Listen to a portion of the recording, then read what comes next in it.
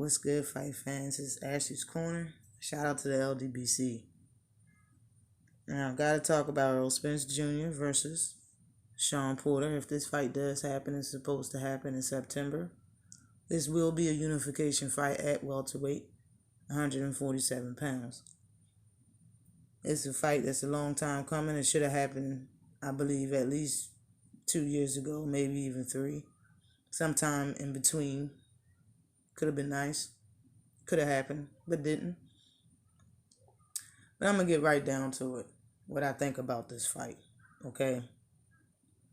Shawn Porter's last fight against a southpaw was in 2013 against Devin Alexander. That was a 12-round fight, okay? Shawn Porter did win that fight. It was a unanimous decision that Shawn Porter won that fight. But Devin was landing that straight right hand. He was landing that hand, okay? The scores was 115 to 113. Other two judges scored it 116 to 112. So it wasn't a total shutout. Not totally, okay? Now, we're talking about Errol Spence Jr. being the southpaw that he's supposed to be fighting in September. Not Devin Alexander, okay? Shawn's not fighting a guy that's coming off an injury with his left hand in his last fight that Devin Alexander actually was coming off an injury of his powerful hand, of his power hand, which is his left hand. He was coming off an injury. Okay? Errol Spence is on a totally different level than Devin Alexander ever was, in my opinion. Right now, ever was, in my opinion, as a welterweight.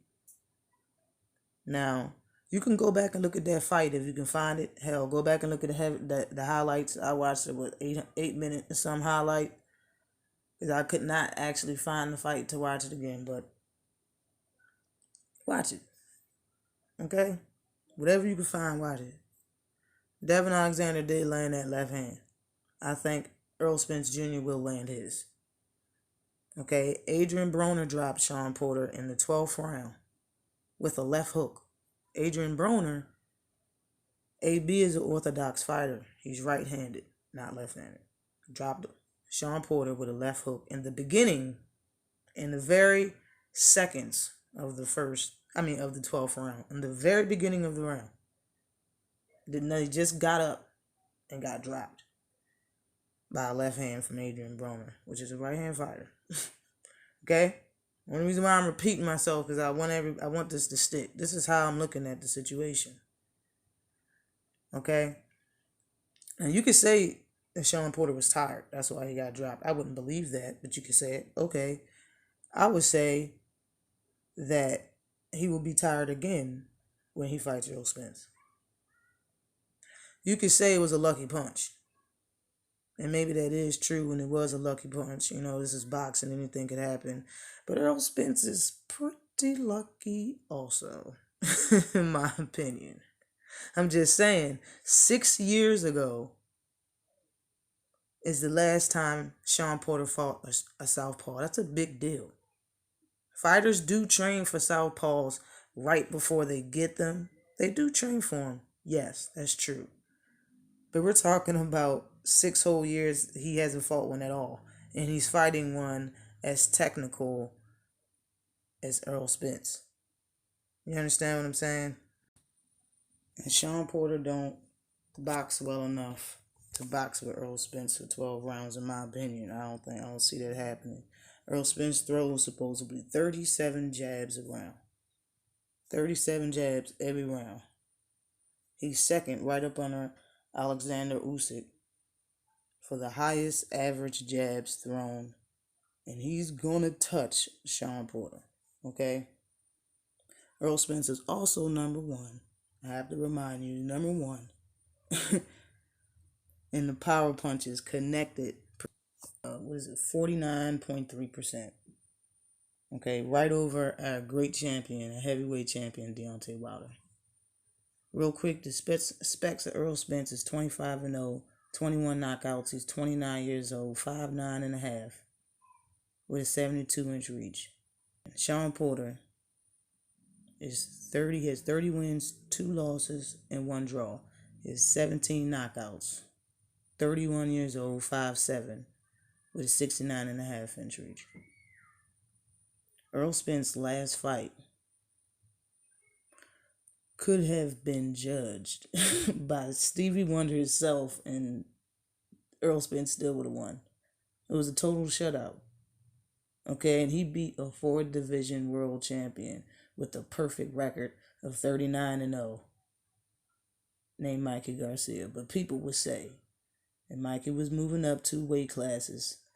Even though he was asking to fight Spence, he was moving up 2 weight classes when he was asking to fight him.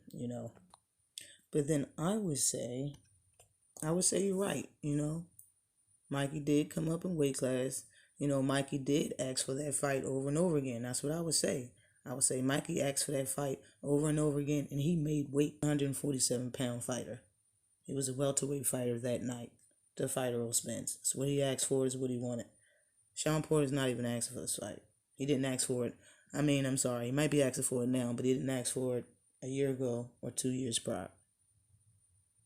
I would say that Mikey is only 1 inch shorter and only has 1 inch shorter in reach than Shawn Porter. So you can pretty much take size out of the situation. They're pretty much the same size. Fight night, one might have been solid. One might be solid muscle, and Shawn Porter might be solid muscle. And then Mikey Garcia, how he looked fight night, but still 1 inch shorter in reach, 1 inch shorter in height. And you remember how the fight went between Errol Spence and Mikey Garcia. Mikey Garcia and Shawn Porter practically the same height, okay? They're practically the same size, you know what I'm saying? Anyway, so, Shawn have to wear some flat shoes or no shoes at some point in time. Y'all gonna see what I'm saying as far as the height difference. As far as how Shawn Porter and, Mikey Garcia, how they side to side and face as far as height is concerned. And the reach is pretty much the same. So, Shawn Porter is going to have to mix it up. He's not going to be boxing Errol Spence. I think he's going to probably fight him like he fought Devin Alexander, coming in really fast, and that's when he's going to get a lot of confidence taken out of him, because that left hand is going to land. I think Shawn Porter is going to have to show us something he's never shown us before. I just don't think he has it in him. I don't think he can beat Errol Spence Jr. I don't think he has the tools. I just don't. But all jokes aside, all seriousness, it would be a great fight. Shawn will get his hits in on Errol Spence. He will have a good moment. He will have a good moment in this fight. It's definite, of course. It's not going to be a straight up and down easy fight. It's tension in between these two fighters. And this fight is going to turn the winner into a bigger star than they are right now. Questions will be answered. And I'm not just talking about us fans, ride or die fans or casual fans. I'm talking about media that you see on television, retired fighters and announcers. They're going to have to change their tune if Errol Spence goes in this fight and does what nobody else ever did and stop Shawn Porter. And I believe Errol Spence can do that because he's such a technician in the ring. He can change up. He can adjust before getting to the corner.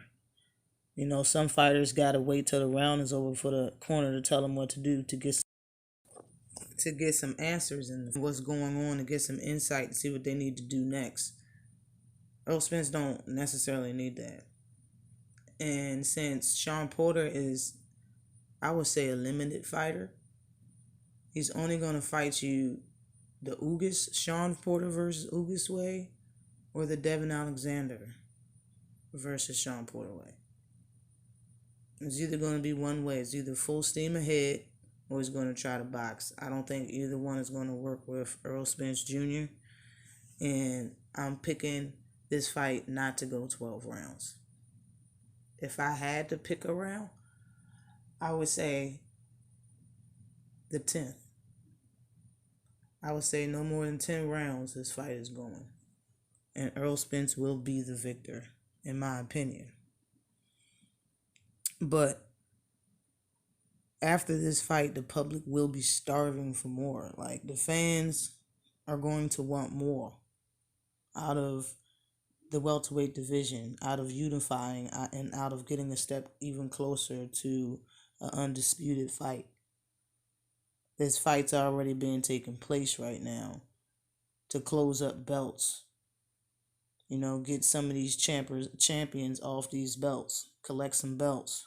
It's going on right now. So hopefully the winner of Manny Pacquiao versus Thurman will be pushed so hard that it will be a blatant duck if the winner don't step up and answer the call and fight and unify for 3 belts of the winner of Shawn Porter versus Errol Spence Jr. Okay, and I always said, on another note, I always said that, Thurman didn't deserve to be in the undisputed match for a couple of reasons, but, most of all, he hasn't been fighting. I don't think he deserves to be in the undisputed match, and it seems like Errol Spence, believes the same, it seems like Earl wants to get him out of the way after he fights Shawn. If he beats Shawn and if Thurman beats Pacquiao, he wants to fight Thurman next and then fight Bud to be the undisputed, welterweight champion. And I agree 100%. I knew 2019 was going to be on fire. Hopefully we do get, another unification fight in the welterweight division. It will be Thurman versus Errol Spence. And then I know the winner of that should be totally easy to make, the undisputed match next year in 2020. But that's all, and that's it, and that's all. It's been a long enough video. But that's what I have to say about the fight. Shawn Porter haven't fought no southpaw in 6 years. Is the bottom line. And the last person he fought was Devin Alexander. I didn't even go further than that to see when he fought one before that. But I really think you guys should go back and look at Devin Alexander versus Shawn Porter. And then look at Errol Spence versus Mikey Garcia. Now, I want to make this clear before I get off here. I do not think this is going to be an easy fight. I don't think it's going to be as easy as Mikey Garcia versus Errol Spence. I don't think that. I don't. I think it's going to be a rough and tough fight, but I just think Earl is going to make Shawn Porter look like a level B fighter. And that's just my honest opinion. Always like and subscribe to the channel. Errol Spence stops Shawn Porter in 10 rounds or less. Now, I don't think that, Errol Spence is going to straight up knock out Shawn Porter. But I think Errol Spence is savage enough to get the TKO stoppage if he does get Shawn Porter hurt. Or I see the fight being stopped on cuts, honestly. This fight is either going to make or break Errol Spence or make or break Shawn Porter. This is going to be one that you got to watch. You can't miss. If it's on pay-per-view, I ain't going to miss it, though. Regardless, I'm going to watch this fight. I always like to subscribe to the channel. Again, peace.